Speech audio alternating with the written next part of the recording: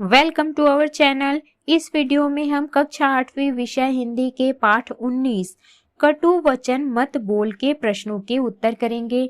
इस वीडियो को सुनने मात्र से ही आपको सारे प्रश्नों के उत्तर याद हो जाएंगे। तो अगर आपने हमारे चैनल को अभी तक सब्सक्राइब नहीं किया है तो जल्दी से सब्सक्राइब कर लीजिए और इस वीडियो को लाइक कर अपने फ्रेंड्स को जरूर शेयर करें। तो चलिए शुरू करते हैं। सबसे पहला प्रश्न है, लुकमान ने बकरे के शरीर के सबसे अच्छे व बुरे हिस्से के चयन में जीभ को ही क्यों चुना? इसका उत्तर है, लुकमान ने बकरे के शरीर के सबसे अच्छे व बुरे हिस्से के चयन में जीभ को ही इसलिए चुना क्योंकि जीभ दीर्घजीवी होता है। यह हमारे बोले जाने पर निर्भर करता है। चीनी दार्शनिक कन्फ्यूशियस का विचार भी यही है कि जो नम्र होता है वह ज्यादा समय तक जीवन को जीता है। अगला है प्रश्न दूसरा, चीनी दार्शनिक कन्फ्यूशियस के कथन के जरिए लेखक क्या बताना चाहता है? इसका उत्तर है, चीनी दार्शनिक कन्फ्यूशियस के कथन अनुसार जो नरम स्वभाव का होता है, जो अधिक समय तक जीवित रहता है, जीवन में वही विजय प्राप्त करता है। कठोर व्यक्ति कभी भी नष्ट हो सकता है, उसे पराजय ही हाथ लगती है। लेखक यही बताना चाहते हैं। अगला है प्रश्न तीसरा, लेखक ने हृदय तोड़ने वाले को क्षमा न देने की बात क्यों कही है? इसका उत्तर है, लेखक ने हृदय तोड़ने वाले को क्षमा न देने की बात इसलिए कही है क्योंकि कटु वचन हृदय में तीर के समान वार करते हैं। इसलिए सदा सदा से ही कहा जाता है कि किसी का हृदय अपनी कटु वाणी से विचलित मत करो। मधुर वचन है औषधि, कटु वचन है तीर। उक्त पंक्ति द्वारा समझाया जा सकता है। अगला है प्रश्न चौथा, किसी के द्वारा प्रयोग किए कठोर वचन शरीर में चुभते हैं क्यों? उदाहरण सहित लिखिए। इसका उत्तर है, कठोर वचन शरीर में तीर के समान चुभते हैं, इसलिए सदा से कहा जाता है कि किसी का हृदय अपनी कटु वाणी से विचलित मत करो।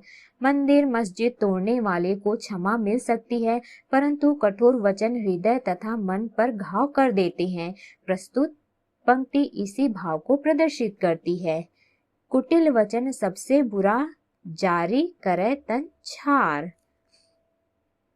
अगला है प्रश्न पांचवा, श्रीमती शास्त्री का क्रोध का पारा किस शेर को सुनकर नीचे उतर गया? इसका उत्तर है, श्रीमती शास्त्री का क्रोध इस शेर को सुनकर नीचे उतर गया। जो बात कहो साफ कहो, सुथरी हो भली हो, कड़वी ना हो खट्टी ना हो, मिश्री की डली हो। अगला है प्रश्न छठवां, श्री लाल बहादुर शास्त्री जी ने शेर के माध्यम से अपनी पत्नी को क्या समझाने का प्रयास किया? स्पष्ट कीजिए। इसका उत्तर है, श्री लाल बहादुर शास्त्री जी ने शेर के माध्यम से अपनी पत्नी को समझाया कि सभी बातें नहीं हो सकती जो दूसरों को प्रिय लगे। बात ऐसी बोलो जो मन को ठेस ना पहुंचाए। किसी को दुखी करने वाली बात ना बोलो, हमेशा मीठा बोलो। अगला है प्रश्न सातवां, दोनों ज्योतिषियों ने राजा की एक ही बात कही, उनके कहने के तरीकों में आपको क्या अंतर लगता है? इसका उत्तर है, पहले ज्योतिषी ने स्थिति से अवगत कराया तथा दूसरे ने वास्तविकता सच बोलकर राजा के मन को सरलता से इसलिए कहा कि दांतों के कठोर होने से हमारे विचार भी कठोर हो जाएंगे, परंतु यदि दांत ना हो तो हमारी वाणी में मधुरता के कारण हम अपने प्रियजनों को अधिक समय तक भोग सकेंगे। अगला है प्रश्न आठवां, लोकप्रिय बनने के लिए आपको क्या करना होगा? इसका उत्तर है, लोकप्रिय बनने के लिए अपनी वाणी में मधुरता लानी होगी, तभी लोकप्रिय व्यक्तित्व का विकास होगा तथा यह सपना पूरा होगा, अन्यथा यह सपना अधूरा रह जाएगा। स्वर्गीय श्री लाल बहादुर शास्त्री अपने विनम्र स्वभाव और मधुर वाणी के लिए लोकप्रिय थे। अगला है प्रश्न 9वां। जीभ कोमल है, दांत कठोर है, जिसमें लचीलापन होता है, जो नम्र होता है, वह अधिक समय तक जीता है। इसका उत्तर है जीभ कोमल है, अर्थात हमारी वाणी में कोमलता होनी चाहिए, तभी हम दीर्घजीवी होंगे। जिस व्यक्ति की वाणी कठोर होती है वह दीर्घजीवी नहीं होता। अतः हमारी वाणी में कोमलता होनी चाहिए। ईश्वर को भी कठोरता पसंद नहीं है, अतः हमारी जबान में हड्डी नहीं दी। अगला है प्रश्न 10वां। वाणी तो सभी को मिली हुई है, परंतु बोलना किसी किसी को ही आता है, ऐसा कहा जाता है। क्या आप इस तरह के लोगों से मिले हैं जो बातें करते समय बिना सोचे समझे बोल जाते हैं? उनके बारे में लिखिए।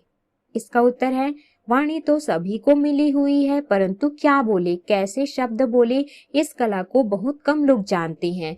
वाणी का सही प्रयोग करना भी एक कला है। इसके दो अलग अलग पहलू हैं। एक प्रेम से झड़ता है, दूसरे से झगड़ता होता है। इसके सदुपयोग से पृथ्वी पर स्वर्ग उतर सकता है। साधुओं की वाणी पानी के समान निर्मल है, जो अमृत के समान प्रतीत होती है। अगला है प्रश्न 11वां। लुकमान के इस कथन से आप कहां तक सहमत हैं कि जीभ अच्छी नहीं तो सब बुरा ही बुरा है?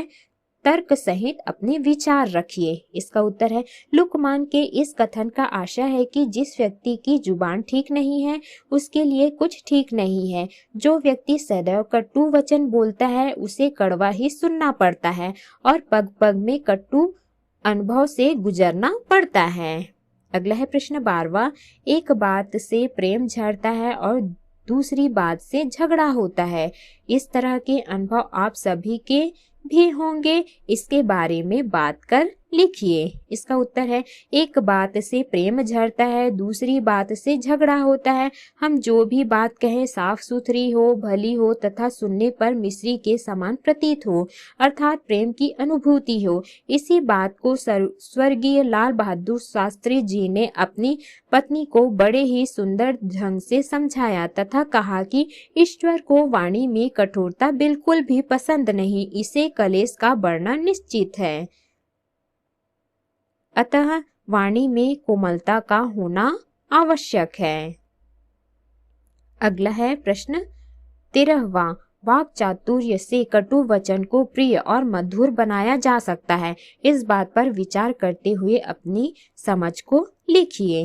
इसका आशय है वाक चातुर्य से कटु सत्य को प्रिय और मधुर बनाया जा सकता है, क्योंकि कटु वचन दूसरे के हृदय को विदीर्ण कर देते हैं। सामने वाले व्यक्ति को विचलित न करके भी अपनी बात कही जा सकती है। सार यह है कि वाक चातुरी से कटु सत्य को प्रिय और मधुर बनाया जा सकता है। अगला है प्रश्न कड़वी बात ने संसार में न जाने कितने झगड़े पैदा किए हैं। कोई पौराणिक या ऐतिहासिक घटना को आधार बनाकर इस कथन की सत्यता सिद्ध कीजिए। इसका उत्तर है कड़वी बात ने संसार में न जाने कितने झगड़े पैदा किए। उनमें से महाभारत में घटित घटना द्रौपदी का चिरहरण भी है। शकुनी द्वारा द्रुत क्रीड़ा में धोखा देना तथा अंत में पत्नी को दांव पर लगाना एक ज्वलंत प्रमाण है। धूत क्रीड़ा में धोखे से हारने के बाद 12 वर्ष का वनवास तथा 1 वर्ष का अज्ञातवास भोगना पड़ा। साथ ही द्रौपदी का यह कहना कि अंधे का बेटा अंधा, यह उपहास ही महाभारत की घटना का मुख्य आधार था। तो इस प्रकार से हमने इस पाठ के सभी प्रश्नों के उत्तर किए। इस वीडियो को सुनने मात्र से ही आपको सारे प्रश्नों के उत्तर याद हो जाएंगे।